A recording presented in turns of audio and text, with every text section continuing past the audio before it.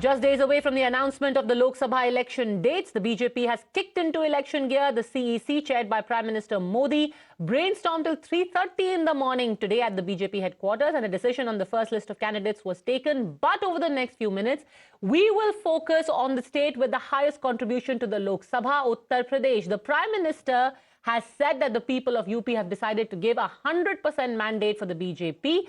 Yogi Adityanath also reiterated that ab ki baar 80 par.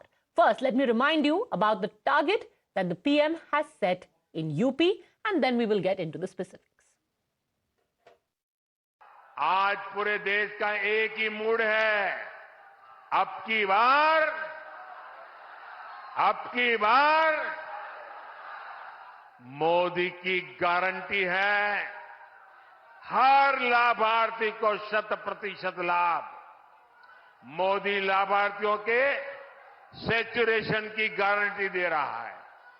तो UP ने भी सारी सीटें मोदी को देने का निर्णय किया है। यानी इस बार यूपी 100% सीटें एनडीए के नाम करने वाला है। So who are these Avengers who are being deployed to get BJP to that 100% strike rate target in Uttar Pradesh? Times Now has learned that in the first list, candidates for some VIP seats will be released, including Varanasi, where of course the Prime Minister himself fights, Ayodhya. We're also learning that the candidates for Prayagraj could be named, where the sitting MP is Rita Bahuguna Joshi, but she could miss out this time. A candidate for Gorakhpur will also be announced this time around. Ravi Kishan is likely to be there in the first list. Also, the top guns of the BJP, other than the Prime Minister, are going to be fielded. Rajnath Singh from Lucknow and Smriti Irani from Amethi. As far as Gorakhpur is concerned, Ravi Kishan could be fielded from there. Shubhrat Pathak is likely to be fielded from Kannauj. But there could also be some big misses. Sources say the only factor the party will be looking at is winnability. This means that it will make changes in some of the key seats. Sources say Satyadev Pachauri is likely to lose out on the Kanpur seat because of anti-incumbency against him, also the age factor. Rita Bahuguna Joshi is not likely to contest from Prayagraj. She was seen to be getting close to Samajwadi Party during assembly elections. Brijbhushan Sharan Singh is likely to not get a ticket owing to the sexual harassment charge against him by women wrestlers. Interestingly, Varun Gandhi could also face the music for his anti-government statements, miss out on the Pilibhit seat. The fallout with the BJP leadership is also likely to affect Menka Gandhi, the falling out rather, who is likely to not get Sultanpur. In fact, Swami Prasad Maurya's daughter, Sanghmitra Maurya, is also likely to miss out on her seat, which is Badaयूं. So you've got Brijbhushan Sharan Singh missing out from Kesarganj, Varun Gandhi missing out from Pilibhit, Menka Gandhi missing out from Sultanpur. Now, that is not the only thing. On the one hand, you have got the seats being discussed for the Lok Sabha elections, but the consolidation is happening in other ways as well. The seat distribution plus a cabinet expansion, which is likely to take place on Sunday. What is this cabinet expansion going to look like? The Suheldev Bharatiya Samaj Party chief, Om Prakash Rajbhar, may finally be included in the UP cabinet, along with Dara Singh Chauhan, who had crossed over from the Samajwadi Party. He had fought the elections, lost, but now he is an MLC. He's been made an MLC. More importantly, the NDA could also add a minister or two from their ally, the newly found ally, which is the RLD. One of either Rajpal Balian or Chandan Chauhan could soon be inducted in the Yogi cabinet. So let's go back and first take a look, as we are joined by our guest, Dr. Kaushal Kant Mishra, spokesperson of Bharatiya Janata Party, and Ajay Verma, leader of the Congress. Kaushal Kant ji, सबसे पहले cabinet expansion होने वाला है, क्या अब आपको एक consolidation करने का मूड है कि जो SBSP है, सुहेलदेव भारतीय समाज पार्टी है, RLD है, सारे वोट अपने कंसोलिडेट कर लें? पद्मजा जी, देखिए, बीजेपी की पॉलिसी बिल्कुल साफ है कि सबका साथ, सबका विकास, सबका प्रयास और सबका विश्वास।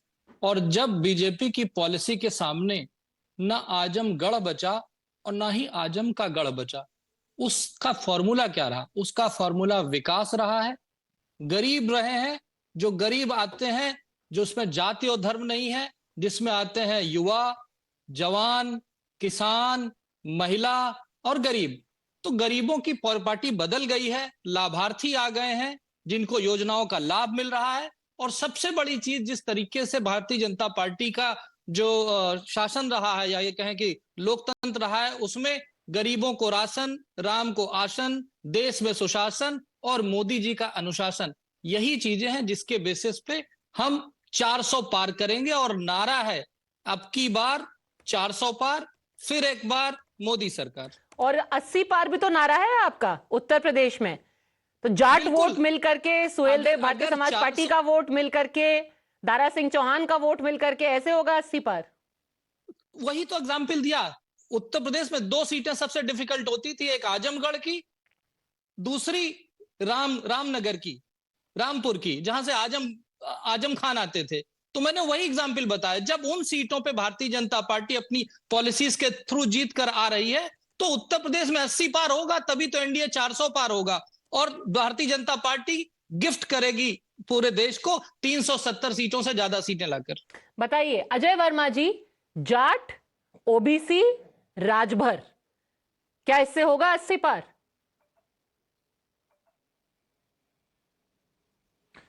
देखिए, आज चुनाव आयोग ने एडवाइजरी जारी की है और ये कहा है कि जनता और नेता अपने स्टेटमेंट संभल कर दें।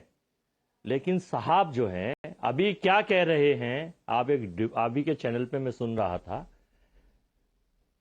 उत्तर प्रदेश की जनता ने मन बना लिया है मित्रों, और हमको 80 की वोटें हमें ही दे रहे हैं।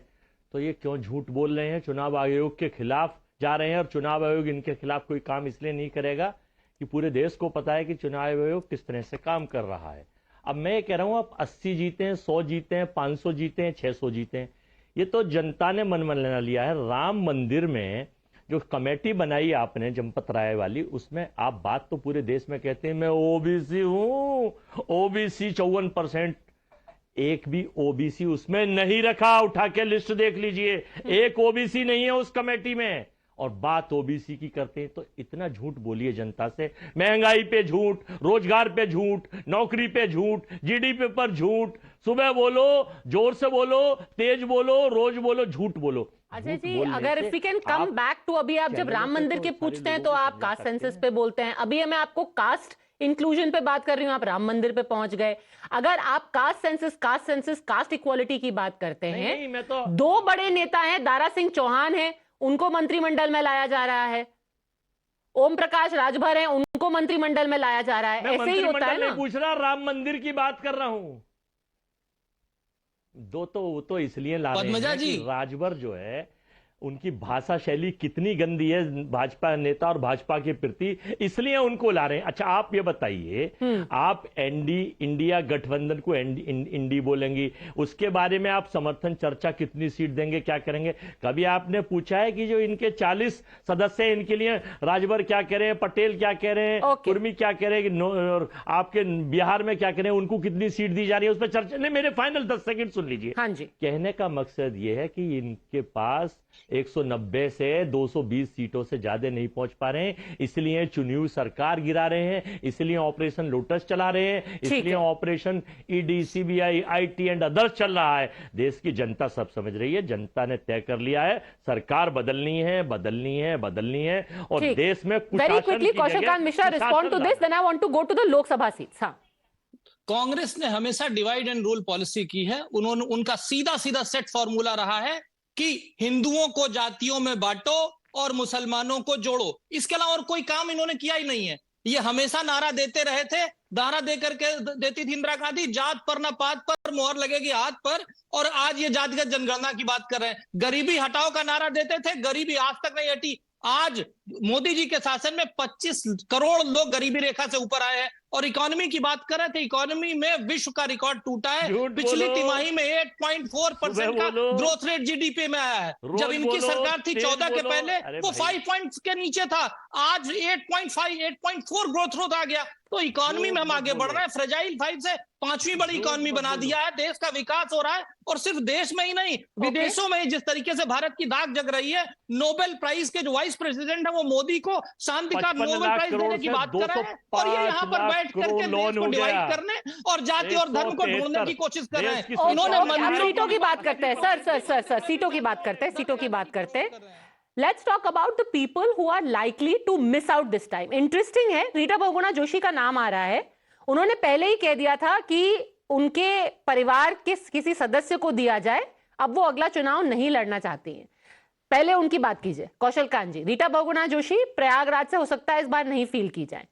पद्मजा जी, इलेक्शन में कौन लड़ेगा, कौन जीते, कौन किसको टिकट मिलेगा, ये हमारे यहाँ की इलेक्शन कमेटी डिसाइड करती है, और उसमें सिर्फ और सिर्फ एक फैक्टर होता है, विनेबिलिटी।